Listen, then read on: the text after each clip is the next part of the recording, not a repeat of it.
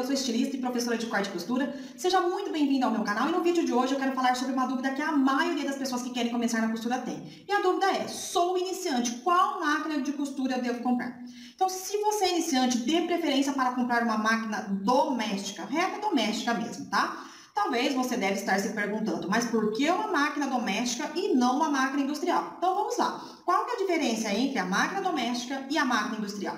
A máquina doméstica é essa daqui, tá? A minha aqui é uma Janome 2008P, tá? Ela é portátil, tá bom? Eu posso carregar ela, mas existe uma infinidade de máquinas domésticas, tá? Ou seja, ela tem vários pontos que vão te ajudar bastante, sendo eles aqui, ó, deixa eu uma amostrinha aqui, ó, o ponto reto para costurar, né, a grande maioria dos trabalhos, como fechamento de lateral, no caso de blusas, saias, calças, fechamento de ombros, enfim, tá? Algumas máquinas têm alguns pontos decorativos, tá? Que você pode fazer detalhes diferentes com a costura. Ela também tem a possibilidade aí de pregar botões, fazer casinhas, enfim. Tem o pontinho zigue-zague, tá? Que é esse daqui, ó, para você fazer aí chuleados, como os acabamentos internos, tá bom? Que substitui a costura do overlock. No caso, se você for uma completa iniciante ou não tem condições de comprar uma máquina de overlock para fazer esses acabamentos internos, ou está iniciando na costura e precisa de um tempo para ver se você se identifica com a costura ou não. Só lembrando que a costura, sim, é para todas as pessoas. E o que muitas vezes acontece é que a pessoa começa na costura e logo nas primeiras dificuldades a pessoa já desiste. E muitas vezes nem é culpa da pessoa, e sim por falta de uma orientação de como fazer aquilo de forma mais fácil. E às vezes, então, tem o desejo de costurar e acaba por odiando a costura por conta da dificuldade. Vou fazer um parêntese aqui só para você entender do que eu estou falando, tá? Quando eu comecei na costura, por exemplo, eu odiava pregar zíper invisível. E sabe por quê? Primeiro, ele era invisível, mas quando eu costurava ele ficava mais visível do que qualquer outra coisa. E segundo, né, para você ter uma noção aí da minha dificuldade, uma vez eu fiz uma saia e só faltava pregar o zíper e fazer a barra. E aí, sabe o que aconteceu? Eu pregava o zíper e não dava certo. Pregava de novo, também não dava certo, porque ficava mais visível do que invisível. Aí eu desmanchava, pregava de novo e não dava certo. E eu desmanchava de novo e de repente deu certo. Eu fiquei muito feliz, porque agora tinha dado certo e sem contar que já era a quarta tentativa. Gente, aí imagina só o que aconteceu. A hora que eu olhei, eu tinha pregado o zíper no racho ou fenda da saia. Ou seja, eu tinha pregado o zíper lá na barra da saia. Aí eu não sabia, né? Eu não tinha pregado ele na cintura. Agora você imagina como eu fiquei, né? Eu não sabia se eu ria, eu não sabia se eu chorava ou se eu desistia. Pra ser sincera, gente, que desespero, que desespero. Mas eu respirei fundo, contei até 10, que não é fácil, desmanchei e finalmente preguei na cintura da saia. Ainda assim, foi mais fácil, mesmo que não ficou 100% invisível, mas eu finalmente consegui superar aquela dificuldade. Mesmo assim, depois em outras peças, né, eu não pregava, mas na barra, lógico, né? Mas todas as vezes que eu ia pregar o zíper invisível, eu ainda tinha dificuldade. Até que um dia eu tive a oportunidade de fazer aulas aí com um alfaiate, que eu guardo com muito carinho no coração, e ele me ensinou como costurar o zíper invisível com uma técnica assim super fácil e muito perfeita.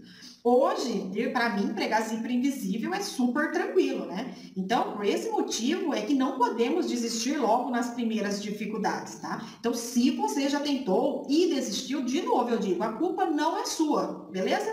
Então, se você já está gostando desse vídeo, aproveita, se inscreva no canal, deixa seu comentário aqui abaixo falando o que já te frustrou e o que você já te fez continuar costurando, beleza? Então, voltando aqui. Agora eu vou falar um pouquinho sobre a máquina industrial. A máquina industrial, se por exemplo, ela for reta industrial, ela só vai fazer costura reta. Então, você vai conseguir fechar o lateral, você vai conseguir costurar ombros, pregar mangas, enfim. Mas, por exemplo, se você não tem um overlock ou não tem uma máquina zigue-zague, nesse caso você tem que fazer os acabamentos internos com viés. Ou fazer o acabamento, né, diferenciado, ou até mesmo forrar a sua peça, tá? Agora vamos supor que você tem uma máquina zigue-zague industrial. Essa máquina só vai fazer costura zigue-zague, né? Então não vai fazer outro tipo de ponto. Então, por exemplo, você vai costurar uma roupa. Você vai precisar de uma máquina industrial reta para fazer as costuras básicas, um overlock para fazer os acabamentos internos, que é esse daqui, né? Que ele já vai refilando. E se tiver uma casinha de botão, por exemplo, você vai precisar de uma máquina zigue-zague ou uma caseadeira, certo? Então, você vai precisar de várias máquinas para fazer uma peça só. Então, recapitulando. Quais máquinas eu devo comprar? Eu sempre falo que para quem está começando é melhor comprar uma máquina doméstica, pelas possibilidades de pontos e a quantidade de trabalhos que são possíveis fazer só com ela, tá? E também vale lembrar que para costurar roupas não é necessário ter uma máquina com muitos pontos. Somente os básicos já são suficientes, como o ponto reto, o ponto zigue-zague, né? Ó, a casinha de botões aqui, ó, para pregar botões.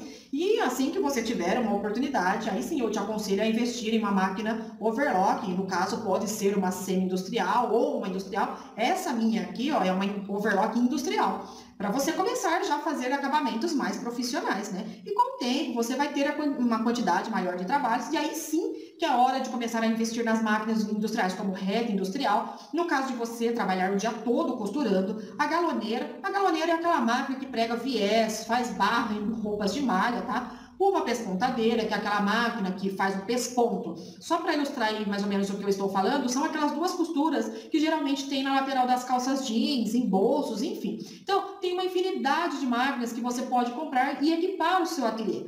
Mas nada impede de você começar a fazer belos trabalhos na máquina doméstica. Então, nesse vídeo, eu vou ficando por aqui, deixe suas dúvidas aqui no comentário e assim que possível eu respondo. Compartilhe esse vídeo com as pessoas que você sabe que tem essa dúvida, né, de qual máquina comprar para começar a costurar. E também você pode escrever nos comentários se você já sabia dessa diferença entre a máquina doméstica e a industrial. Porque eu gostaria muito de tornar esse canal um canal dinâmico. Então, se você quiser nos contar aí nos comentários umas das dificuldades que você tem ou que você tinha e superou isso, é muito importante, tá? Porque eu acredito que essa parte de compartilhar experiências é enriquecedor. Porque muitas vezes a gente pode até pensar, né? Meu Deus, é só eu mesmo para fazer umas coisas dessas, né? E através desse processo de compartilhamento, a gente acaba descobrindo, né, que muitas pessoas também já passaram por isso e que hoje lidam com as dificuldades com a maior facilidade, ok? Então eu vou ficando por aqui e até o próximo vídeo.